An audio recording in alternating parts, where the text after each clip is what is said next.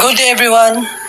So I am Engine Cadet Sayson Hans Christian, and my AI is Engine Cadet Tolentino Rene. So my topic is safe and proper taking over of an engineering watch in accordance with established procedures and standards on board ship.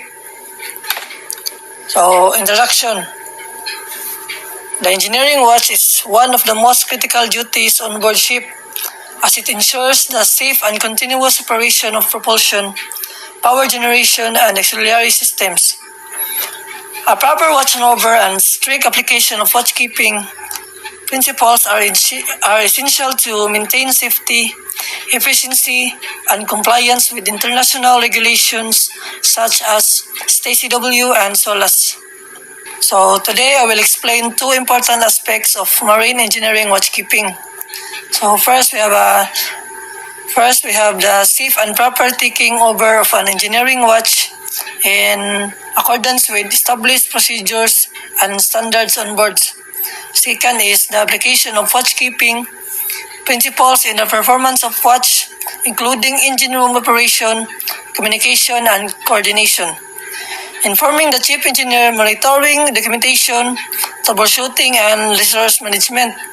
So these two topics are deeply connected because safe watch takeover is the foundation, and proper application of watchkeeping principles ensures smooth and safe operation throughout the watch. So first we have a safe and proper taking over of an engineering watch. So the engineering watch is a critical responsibility on board, as it ensures that the ship propulsion, electrical power, and auxiliary machinery operate safely and efficiently.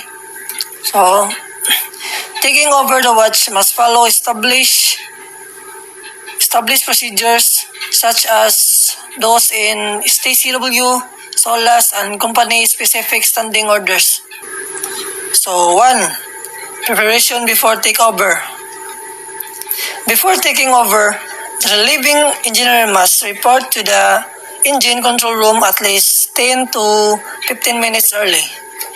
So this gives time to observe conditions and receive proper briefing. So personal readiness is also important, meaning the engineer should be fit for duty alert and not under the influence of fatigue, alcohol, or medication. Number 2 is exchange of information. So the outgoing officer in charge gives a comprehensive handover briefing. So this includes the current operating condition of the main engine and auxiliary machinery. So any defects, abnormal readings, or ongoing maintenance, tank levels for fuel, lubricating oil, fresh water, and bilge. Schedule operation such as fuel transfer, starting generators, or changeover procedures. So any standing orders from the chief engineer. The incoming officer must repeat or clarify important points to confirm understanding. Number 3 is verification of equipment and alarms. The incoming watchkeeper should walk around the machinery space to confirm conditions personally. So this includes checking gauge, pressures, and temperatures. Ensuring alarms and safety devices are functioning. So confirming that automatic systems like UMS or unmanned machinery space are working properly. So number 4 is formal assumption of the watch. So only after the incoming officer is satisfied and has all necessary information, he or she will formally state that the watch is taken over. From that moment, the responsibility shifts from the outgoing officer to the incoming officer. So number 5 is importance of proper takeover. Improper handover can lead to accidents, machinery damage, or even ship casualties.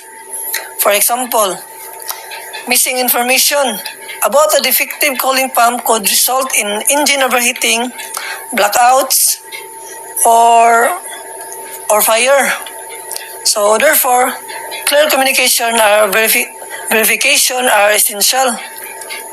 So application of watchkeeping principles. So watchkeeping principles are essential guidelines that ensure the safe, efficient, and continuous operation of a ship, both in the engine room and on the bridge. So these principles are based on international standards such as the TCW Convention, which sets the foundation for professional and safe watchkeeping practice on board. So in the engine room, applying watchkeeping principles means maintaining constant awareness of the ship's machinery, systems, and operational conditions. So, the watchkeeper must regularly monitor parameters like temperature, pressure, lubrication, and fuel levels. So, any abnormal readings should be investigated immediately to prevent equipment failure or accidents. So, this reflects the principle of situational awareness and early detection of faults. So, another key principle is communication and teamwork. So, proper exchange of information between watchkeepers during handover ensures that the incoming engineer is fully aware of the ship's condition, ongoing repairs, and machinery under maintenance.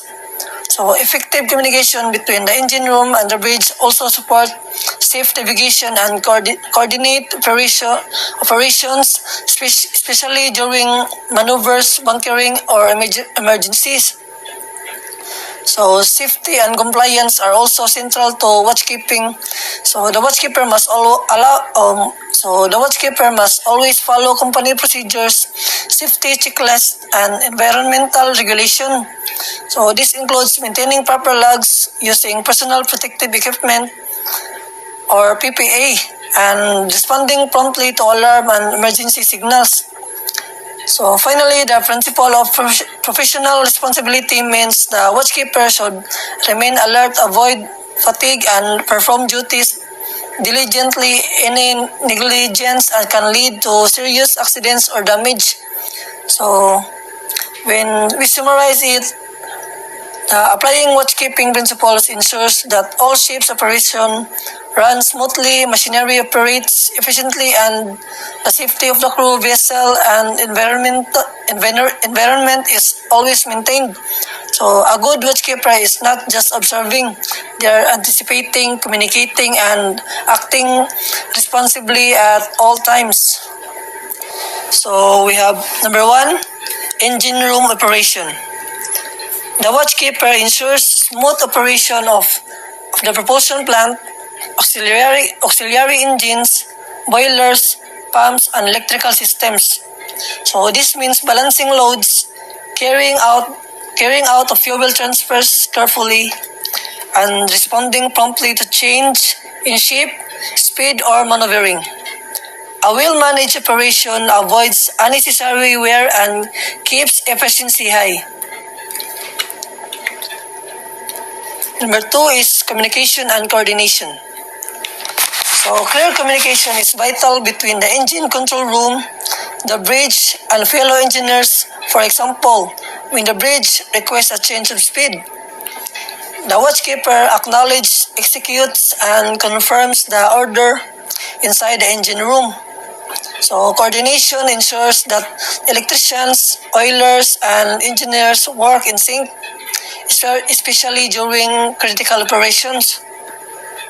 So number 3 is informing the chief engineer as required. So number 3, informing the chief engineer as required. So certain situations must immediately be reported to the chief engineer, such as machinery failure, abnormal vibration, fire risk, or emergency alarms. So the principle here is never hide problems, or early reporting allows senior officers to take timely corrective action and prevents escalation. So, number 4 is monitoring. Continuous monitoring is the heart of watchkeeping. So, this involves checking. We have pressure, temperatures, and flow rates, fuel consumption and tank levels, lube oil, quality and sump levels, bilge and sewage systems, alarms, systems, and safety devices. So, a good watchkeeper doesn't just look at instrument, he or she listens for unusual sounds, smell burning, and feels for vibration using all sense. So, we have number 5, documentation. Accurate record keeping is a professional duty. This includes the engine room logbooks, like all record books and electronic monitoring systems. So, documentation ensures traceability, helps in audits, and provides evidence for maintenance and planning or accident investigation. So, number 6 is troubleshooting. So, when the problem arises, the watchkeeper must apply technical knowledge and logical reasoning. So, for example, if a generator trips, the engineer check load distribution, fuel supply, cooling water, and lubricating oil system before starting. So, quick and correct troubleshooting prevents escalation into major breakdowns. So, number 7, last number is resource management. So, this means using all available resources, humans, technical, and procedural for safe operations. So, delegating tasks to motormen using checklists and applying standard operating procedures are all part of resource management. So, it also includes ensuring safety gear, spare parts, and emergency equipment are ready. So, we have conclusion. In conclusion, safe and proper taking over of an engineering watch is the starting point of responsibility, while the application of watchkeeping principles ensures that responsibility is carried out effectively throughout the duty.